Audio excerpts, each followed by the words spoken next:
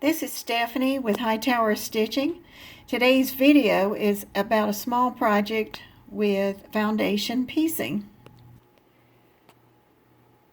I picked up one of the new magazines I ordered this year, and this is McCall's Quilting, May, June 2019, and there was a neat little project and it used scraps. That was one of the things that drew me to it. And it also looked like it did a simple foundation piecing.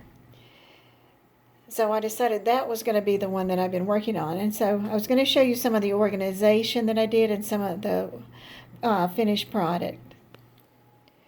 If you're familiar with foundation piecing at all, you know that you have pieces of fabric that you sew fabric on, and that is your foundation, the piece you start with. So for this pattern, which was part of the fan, traditional fan, you have a template. I cut it out of cardboard or file folder, and I sort of staple it so it's good and solid. And then you find your fabric. Now the nice thing about this is you can use any fabric. That you don't use heavy fabric, but you can use other fabrics that you've had haven't used, or you say I'm not ever going to use, and you won't see that in the finished product. Then for this project, it called for 4-inch length strips cut in anywhere from 1.5 to 2-inch strips.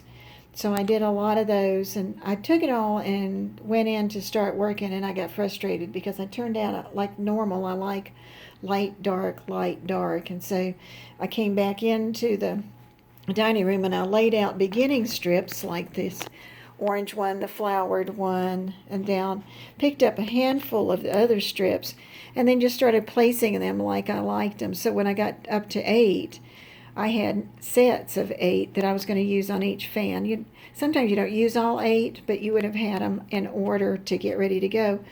And then I took, pinned those together, put them in the pan, and I was ready to hit the sewing machine. Okay, here are my 2 foundation pieces. I'm going to do a little bit of machine chaining because I didn't want to go through a short 4-inch run and then have to keep doing it and cutting threads. And so I got it up where I could do 5 at a time. But for right now, I'm just going to show you the 2. And I took those, and to make my piles stay even, because once I get 5 piles going, it can get out of hand. So that was 1, and that's stack 1, that's 2, and that's my stack 2. Now on foundation piecing, and you've probably done some, if you haven't, it's fun because you get picking out your colors and things. Your first piece always lays face up, and on this one I'm going to look and put it. And remember, this is going to be wider than this, so you're not really going for it being straight on there. And then I took the second piece, and this part you just lay it right on there. And I'm going to go ahead and start, and you can run a small seam if your fabric's good. And because I wanted to keep going and I wanted to chain, then I went to number 2, and I put it face up again. And you can put it anywhere out in here. You don't have to put it even. As a matter of fact, I wouldn't. I'd put it somewhere there. Grab your next one that goes with it. Put it on there. And actually, I started last night to get the piecing to go together to see how it would work, and I actually did it by hand. And if you like handwork, you would like that. And so now I don't have to keep wasting thread, and especially if I could keep going. Here's one that I did by hand last night. And, I mean, there's no pattern or anything. You just lay the pieces on and keep going. All right, so now I'm going to go to the next one. All right, I'm back to number 1. So my next color I had picked for this time was this. Now, this is where it gets kind of funny. This time, the edge is going to be even with that, and you're going to angle it. Because remember, I said this is smaller. Then come back down here.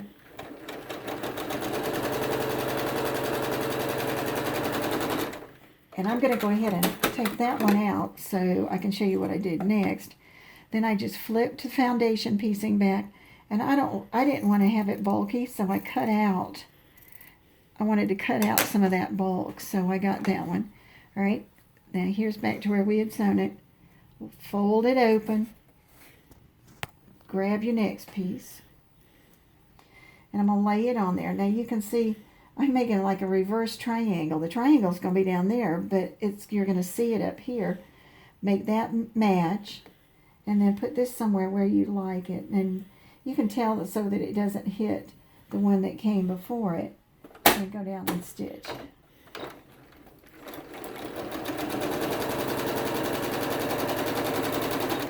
Depending how wide your strips are, determines how many strips it's going to take.